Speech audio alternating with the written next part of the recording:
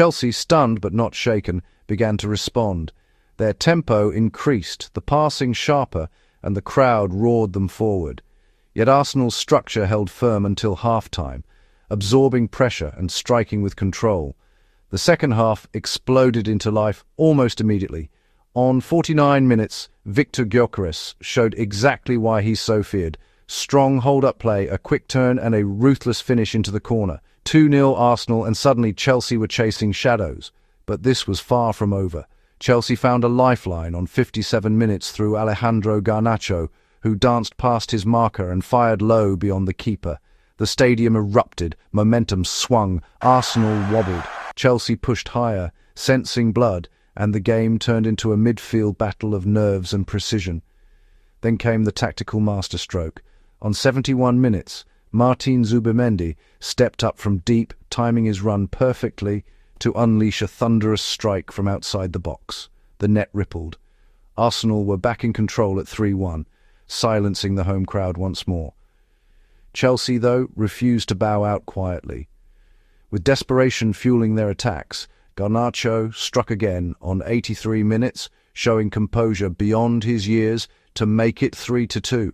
The final minutes were pure drama, last-ditch tackles, nervy clearances, and Arsenal fans holding their breath. When the final whistle blew, Arsenal stood tall. This wasn't just a win, it was a statement. Clinical finishing, midfield intelligence, and defensive resilience under pressure. Chelsea showed heart and flashes of brilliance, but Arsenal's efficiency made the difference on the night. If you enjoyed this extended match analysis, don't forget to like, subscribe, and comment below. Who was your man of the match, and can Arsenal go all the way this? From the opening whistle, Bayern set the tone. The tempo was high, the passing crisp, and the intent clear. Union SG came with discipline and defensive organization, sitting deep and trying to frustrate the home side, but Bayern's patience was the real weapon.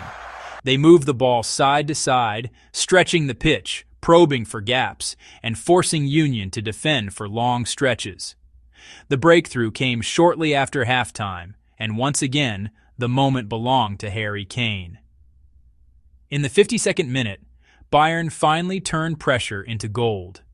A sharp move through midfield pulled Union SG out of shape, and Kane, reading the play perfectly, found space inside the box and finished with the calm precision that defines elite strikers. It was a goal born from intelligence as much as technique, and it instantly changed the rhythm of the match. Union SG tried to respond, pushing slightly higher and showing more courage in possession, but that only opened more spaces for Bayern to exploit. The Bavarians smelled control, and they tightened their grip on the game. Just 3 minutes later, in the 55th minute, Bayern were handed the chance to double their lead from the penalty spot. With the stadium holding its breath, Harry Kane stepped up. No hesitation, no doubt. A composed penalty into the net made it 2-0, and the result suddenly felt inevitable. From that point on, Bayern managed the match like true Champions League veterans. They slowed the tempo when needed, recycled possession intelligently, and shut down any hopeful attacks from Union SG. Defensively, they stayed compact and alert, ensuring a clean sheet while continuing to threaten on the counter. This was not a flashy Bayern performance, but it was a mature one. Efficient, controlled, and led by a striker who delivers when it matters most. 2 goals, 1 penalty, 1 open play finish, and total authority in Europe once again. If you enjoyed this Champions League match analysis, like the video, subscribe to the channel, and comment below with your thoughts on Bayern's performance and Harry Kane. The game exploded into life almost immediately. Camilo Duran stunned Eintracht Frankfurt inside the opening minutes, scoring in the 4th minute and sending the Qarabag crowd into absolute frenzy. That early goal set the tone. Qarabag were fearless, aggressive, and ready to challenge a seasoned European side. Frankfurt tried to settle, but the pressure remained intense. By the 10th minute, Frankfurt responded through Can Uzun, whose calm finish brought the Germans level and reminded everyone of their attacking quality. The tempo stayed high, with both teams trading chances and pressing relentlessly. Qarabag's midfield worked tirelessly, while Frankfurt relied on quick transitions and technical sharpness. As the match moved into the second half, the tension only grew. In the 78th minute, Frankfurt were handed a lifeline when Fares Chibi stepped up confidently and converted a penalty, giving Eintracht a 2-1 lead. At that moment, it looked like experience might prevail over passion, but Qarabag refused to surrender. Just 2 minutes later, in the 80th minute, Camilo Duran struck again. His second goal of the night was fueled by pure determination, dragging Qarabag back into the match and reigniting belief across the stadium. The atmosphere was electric. Fans sensed something special was coming. Then came the moment that will be replayed for years. Deep into stoppage time, at 90.4 minutes, defender Bahlul Mustafazadeh rose to the occasion. In a moment of sheer bravery and perfect timing, he found the back of the net, completing one of the most dramatic comebacks in Champions League history. The stadium erupted. Players collapsed in disbelief. Frankfurt were stunned. This match was a lesson in resilience, courage, and never giving up. Qarabag showed that heart can outweigh reputation, and that in football, the final whistle decides everything.